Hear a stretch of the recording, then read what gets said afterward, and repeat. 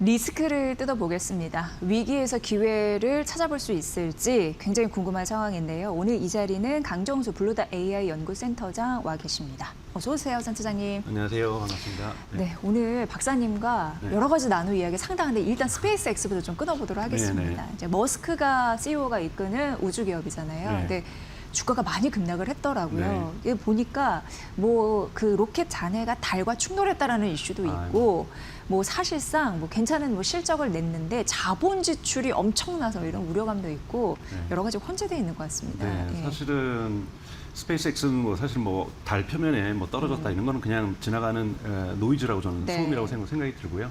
가장 크게는 지금 스페이스X는 쉽게 표현하면은 거칠게 표현하면은 다리에 부상을 입어서 목발을 입고 등산하고 있다고 저는 생각을 하고 있습니다. 굉장히 안 좋은 상태네요. 네, 그 이유는 가장 중요한 것은 내일부터 풀리게 될 9억 달러 정도의 주식의 매도 물량들이 네. 나오겠다는 흔히 말하는 락업이라고 하는 이 락업이 풀리는 시기이기 때문에 이 부분 된 것 그리고 중장기적으로는 앞으로는 50억 달러까지 풀리게 될 수밖에 없는 주식시장에서의 공급이 폭발적으로 증가할 수밖에 네. 없어서 여러분 아시겠지만 공급이 과도하게 많을 경우에는 수요가 그것을 받쳐주지 않을 경우 가격 하락이라는 것은 구조성을 갖습니다. 그렇죠. 구조성을 갖는다는 것은 쉽게 꺾을 수가 없다라는 거죠. 사람들 그래서 지금 대기하고 있는 것은 이번에 실적은 대단히 매우 좋았어요. 뭐 그다음에 물론 이제 마이너스 이익을 가지고 있습니다만 그러니까 그것은 지금 계속해서 투자를 하고 있기 때문인 거고 그리고 또 중요한 것은 아직까지는 AI 데이터 센터에서 막대한 돈을 벌어들이고 있지 못한 단계이기 때문에 여기에 대해서 월가에서 부정적인 시각을 보내는 사람은 거의 없습니다. 네.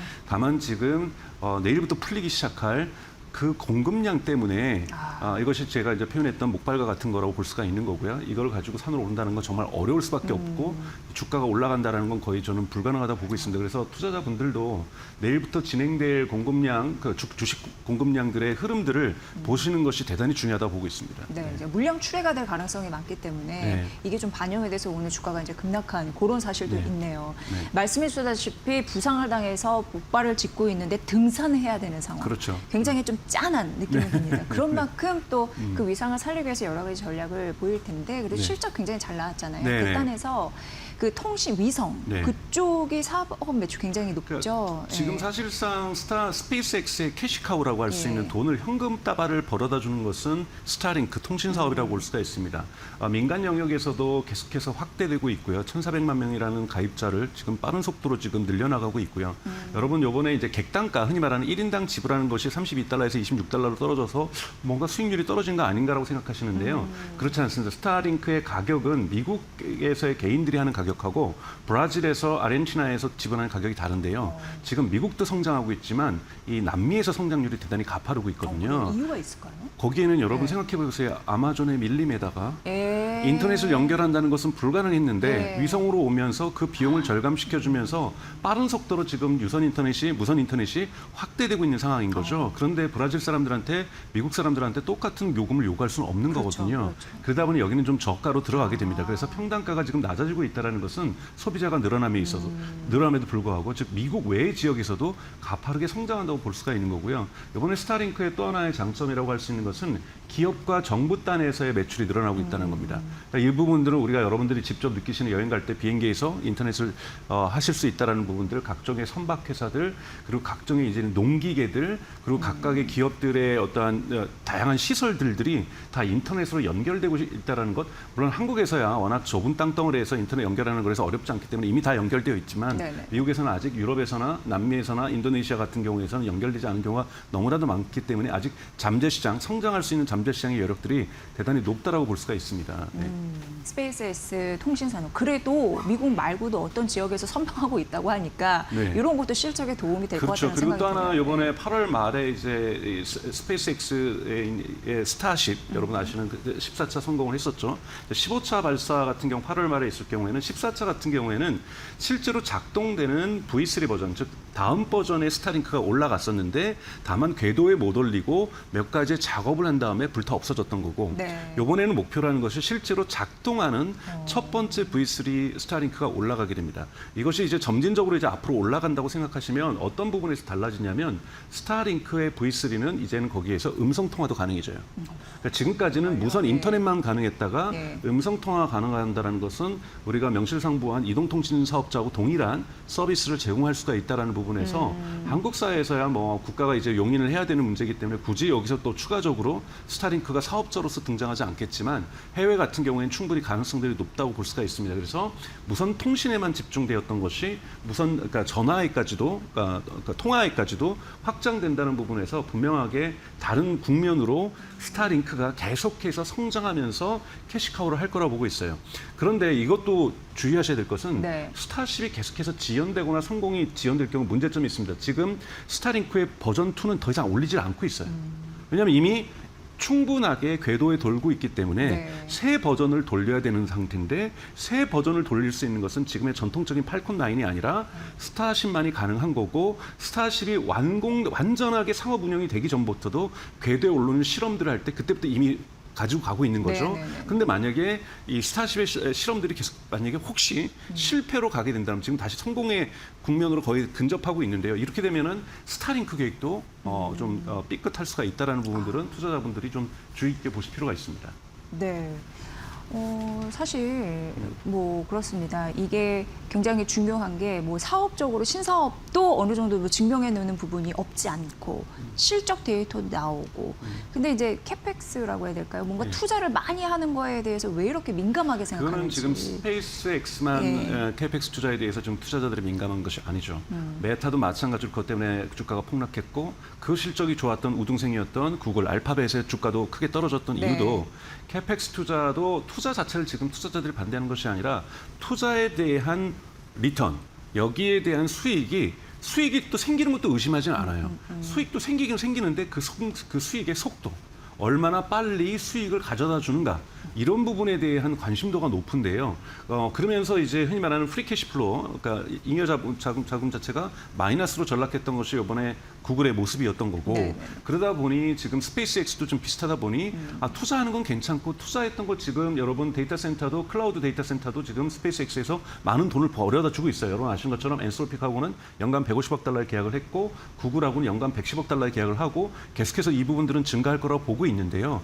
정말 이렇게 투자 대비 왜냐하면 스페이스X는 데이터 센터만 투자하는 것이 아니라 스타쉽에도 투자하고 그렇죠, 있고 그렇죠. 스타링크에도 투자를 하고 있기 때문에 성장을 위한 투자라는 것에 대해서 동의하지 않는 것이 아니라 이것이 언제쯤에 캐시로 전환될 것인가에 대한 두려움들이 지금 계속해서 있습니다. 이거는 지금 미국 투자 시장 전반에 있는 현상이기 때문에 스페이스X에게만 적용되는 건 아니지만 스페이스도 마침 거기에서 일종의 부분 낙제점을 받다 보니 네. 주가의 하방 압력을 받을 수밖에 없다라고 저는 보고 있습니다. 네. 네. 그런 부분으로 어쨌든 스페이스X가 최근 이제 급락하는 흐름들이 네. 있었고 지금 머스크 계열사가 다 급락을 며칠 못하면서 투자 순위가 안 좋거든요. 대표적으로 이제 테슬라. 테슬라는 좀 좋아지고 있잖아요. 근데 이제 전반적으로 이제 세 가지 이슈가 좀 궁금해지더라고요. 네. 첫 번째는 스페이스X의 공매도가 테슬라를 제쳤다라는 이슈가 네. 있고 두 번째는 이제 합병 이슈가 있고 세 번째는 머스크 CEO가 이런 얘기를 했잖아요. 약간 뭐랄까 그 스페이스X 인프라에 그 엔비디아 칩을 왕창 갖다 쓰겠다. 네네네. 이러면서 테슬라의 AI 칩 그러면 어떻게 되는 거야? 뭐 네네네네. 이런 또 의심도 생기고 네. 뭐 전반적으로 몰려 있는 것 같습니다. 사실은 스페이스X 네. 어제 실적 발표할 때 그 전에 엔비디아하고의 베라루빈 칩에 대해서 최고의 칩이라고 칭찬하고 네. 같이 협력하는 프로그램을 얘기하면서 엔비디아 주가가 올라가는 그래서 스페이스X의 주가와 테슬라의 주가는 내려가지만 엔비디아의 주가가 어제 올라가는 이런 일들이 발생을 했는데요. 우선은 공매도 부분은 크게 저는 중요하지 않다고 보고 있습니다. 네. 스페이스X의 공매도가 늘어난 것이 아니라 테슬라의 공매도가 줄어들고 있는 거예요. 그래서? 네네. 이미 주가가 빠질 대로 300달러 이하까지 한번 빠졌다가 왔기 때문에 공매도의 부분들이 확장되지 않고 공매도의 어떤 X가 실현되는 이러한 과정이 있었기 때문에 테슬라의 공매도가 줄어든다고 보는 것이 맞고요. 합병의 문제 같은 경우에는 기술적인 합병, 저는 지금 실질적인 합병은 일어나고 있다고 봐요. 예를 네. 들면은 스페이스X에서 데이터 센터를 질 때 메가팩을 쓴다든지 에너지를 갖다가 테슬라 걸 갖다 쓴다든지 뭐 트럭을 사이버 트럭을 쓴다든지 뭐 기타 등등에 있어서 뭐 이런 연결들 또는 이제 모델 Y라든지 이제 사이버 캡이죠. 사이버 캡은 생산되는데 기본적으로 스타링크의 안테나를 갖고 있다든지 이러면서 실질적인 어떠한 스페이스 X가 가지고 있는 것들이 테슬라로 가지고 있는 거 들어가고 흘러 들어가고 있는 거고 테슬라가 가지고 있는 것들이 스페이스로 흘러 들어간다는 부분에서 기술적인 어떠한 협업들은 지금 많이 이루어지고 있는데요. 이번 지난주에 있었던 월스트리트저널 보도 해프닝, 즉 테슬라가 중국 테슬라를 갖다가 매각하는 뭐 여러 가지 스플리팅하는 여러 가지 방안에 대한 검토 중이라는 거에 대해서 일론 머스크는 바로 거짓말이라고 반박을 했습니다만 여기 바로 문제점이 드러나고 있는 거예요. 즉 테슬라하고 스페이스X가 합병했을 때 스페이스X에는 스타쉴드라고 하는 미국 국방부하고 미국 CIA의 프로젝트를 하고 있습니다. 이런 프로젝트가 하는 이 사업체들은 중국하고 거래를 하면 안 돼요. 안보라서? 그렇죠. 그렇기 때문에 중국하고 거래 부분이 걸릴 수가 합병할 때는 걸릴 수가 있다라는 거고 두 번째 공화당이라고 해도 이렇게 메가 컴퍼니 두 개가 합병하는 거에 대해서 찬성하기 어렵습니다, 여러분. 그러니까 뭔가 법적 논리들이 있어야 되죠. 큰 기업을 쪼개냈던 역사를 갖고 있는 것이 미국이에요. 대표적으로 벨이 그렇게 쪼개졌었던 거고 여러 두 번의 큰 그 쪼개는 것도 이거 누가 했었냐면 민주당이 한 게 아니라 공화당이 한 거예요. 공화당이 독점 사업자를 싫어합니다. 자본주의 원리에 맞지 않다고 해서 그렇기 때문에 이러한 이 공화당까지도 동의하는 민주당은 당연히 반대할 거고요. 거품 물 거고 이 거대 기업이 합병하는 것은 정치적으로 쉽지 않습니다. 그리고 여러분 유럽연합에서 시장 점유율을 일정 정도 갖고 있는 두 개의 기업이 합병하는 것은 유럽연합도 찬성과 반대 권한을 가지고 있어요.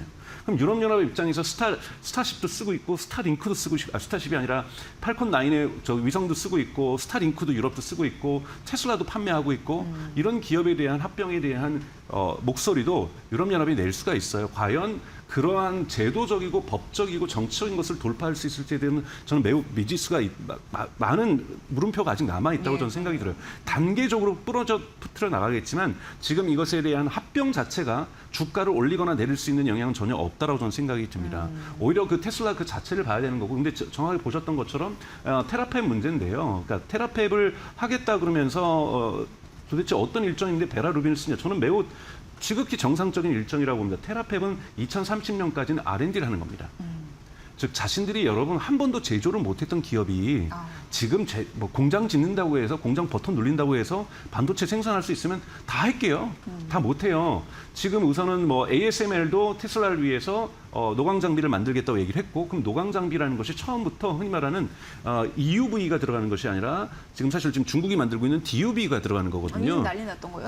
그렇죠. 이 DUV가 테슬라에게 들어가서 테슬라가 지금 하려는 건 뭐냐면 빨리 설계해서 실증해보고 다시 설계해보고 고쳐보고 실증해본 이러한 이 트라이얼 에러가 대단히 빠른 속도로 진행되는 연구 단계가 2, 3년은 반드시 가야 됩니다.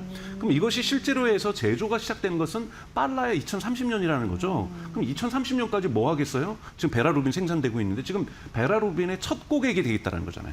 스페이스X가. 그래서 첫 고객이 되겠다는 걸 발표한 거고 젠슨하고로 볼 때는 원더풀한 거죠. 첫 고객이 되고 대단히 콜로서스라고 하는 대단히 대규모 데이터 센터를 가지고 있고 데이터 센터를 짓는 속도도 어느 누구보다도 빠른 기업인 스페이스X가 베라 루빈을 써줘서 베라 루빈의 가치와 퍼포먼스를 입증해 주겠다는 부분에서 젠슨왕 같은 경우는 바로 여기에 공급을 해 주겠다는 거고요. 근데 많은 분들이 테라팹은 또 어떻게 되는 테라팹은 조금은 근미래라고 할 수가 있고 베라 루빈은 현재의 문제다. 그렇기 때문에 현재 가장 중요한 칩이라고 할 수 있는 베라 루빈을 스페이스X가 적용해서 그걸 가지고 돈을 벌려고 하는 거죠. 다 임대 사업에 들어갈 거라고 보고 있습니다.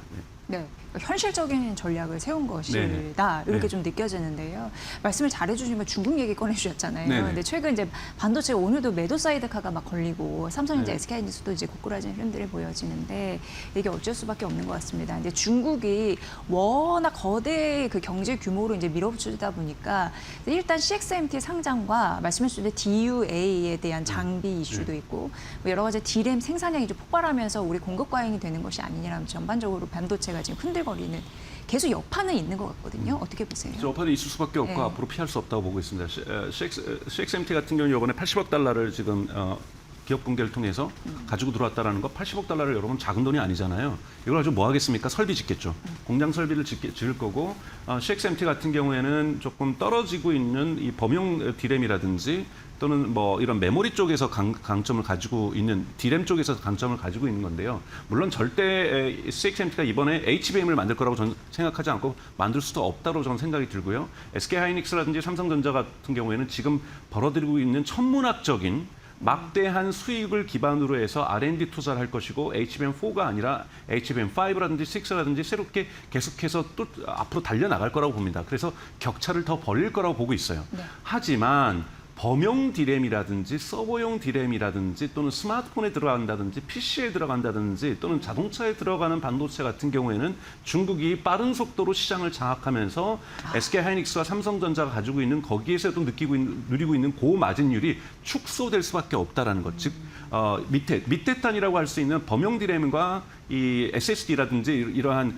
전통적인 메모리 분야는 이제는 고마진율을 구가할 수 있는 시기가 얼마 남지 않았다. 얼마 남지 않았다는 신호를 지금 중국이 보여주고 있다는 부분에서 실질적인 위협이 되고 있는 건 맞는 건데요. 근데 이런 위협도 없이 경영하는 기업은 없습니다, 여러분. 제가 잘났다고 해서 저만 이 시장을 영원히 100년, 200년, 300년 먹는 기업이 인류 역사상 존재하지도 않았고요. 적절하게 경쟁자가 나타나는 거고 그것이 중국이다 보니까 기분이 좀 나쁘다라는 것들에 대해서 반중 감정하고 섞여 있다고 볼 수가 있는데 여러분 그거는 중국이 아니더라도 쫓아올 수밖에 없는 시장이에요. 여기서 지금 짜장면이 12,000원 하던 걸 갖다가 4만 원, 5만 원 팔고 있는데 옆집에 만두집도 짜장면 파는 거는 네, 어쩔 수 없는 시장 논리는. 어쩔 수 없는 시장 논리입니다. 이것이 경쟁이 심화될 수 그리고 이것이 자본주의 경쟁이 가져올 수 있는 좋은 점이라고 저는 보고 있는 거고요. 그래서 이 전통 범용 디램에서 중국이 쫓아오는 것은 이제는 막을 수 없는 길이라고 고정값이라고 인식하는 것이 저는 매우 중요하다고 보고 있습니다. 네. 그래서 이제 지역 같은 경우는 초격차를 유지하기 위해서 굉장히 전략을 세우는데. 그렇죠. 앞서 나가는 것이 중요한 것이지 뒤에 있는 상품들 이것에서 우리가 중국이 이걸 가져가는 것을 아까워해서는 안 된다라는 거죠. 네. 근데 이제 중국에 이제 현장 갔다 오신 분들은 굉장히 중국이 공포스러워서 네. 우리가 이렇게 어쨌든 추격자는 맞으니까 가만히 있으면 안 된다라고 하면서 시장 점유율 뺏기는 거 굉장히 공포스러워하시잖아요. 네네네. 그게 일단 밀어주는 게 엄청나기 때문에. 그렇죠. 그리고 중국 자체의 수요가 엄청나게 있습니다. 중국 사람들 스마트폰 다 써야 되면 거기다가 기변할 때마다 거기다 다 디램 들어가야 되는데 사실은 지금 한국에서 중국 쪽인 그 디램 판매하는 게 제약이 걸려 있잖아요. 미국에 의해서. 그리고 또 중국에 팔 디램 있으면 지금 데이터 센터로 가고 있기 때문에 중국에 팔 디램도 없는 거예요. 그러다 보니까 애플마저도 아이폰 가격을 200달러씩 여러분 네. 200달러씩 올리겠다는 건데 애플 바들이 있는 미국이나 한국은 200달러 올라도 사겠지만 중국은 여러분 못 삽니다. 그러면 중국에서 애플이 붕괴된다 있을 수가 없는 일이잖아요. 그러니 CXMT 거라도 쓰겠다라는 거는 기업하는 사람으로서는 당연한 그 결정에 여러분 애플의 주가가 무너지면요 미국의 연금 제도가 무너집니다. 교사 연금, 뭐 공무원 연금, 군인 연금 싹 다 가장 많이 들고 있는 게 여러분 애플 주식이에요. 거기 애플 주가가 무너진다는 건요 미국의 주주. 특히 미국처럼 공적 기금이 즉 연금이 없는 사회에서 그나마 존재하고 있는 대형 연기금들이 애플에 의존하고 있는 상황에서 애플이 붕괴된다는 것은 미국의 근본적인 사회 시스템이 흔들린다는 의미이기 때문에 정치권들이 애플의 요구를 들어주지 않을 수가 없다고 저는 보고 있어요. 그렇기 때문에 CXMT가 성장하는 것은 저는 시간 문제라고 보고 있습니다. 네. 그러니까 박사님하고 매번 대담할 때마다 느끼는 건데 박사님이 이렇게 대담하시는 거 인터뷰 내용 들어보면 굉장히 네. 상식이 풍부해지는 느낌이 들거든요. 고맙습니다. 앞으로도 자주 나와서 이 AI 시대 우리가 돌파구를 잘 찾을 수 있게 도움 좀 주세요. 네, 알겠습니다. 네. 강정수 박사님이었습니다. 고맙습니다. 고맙습니다.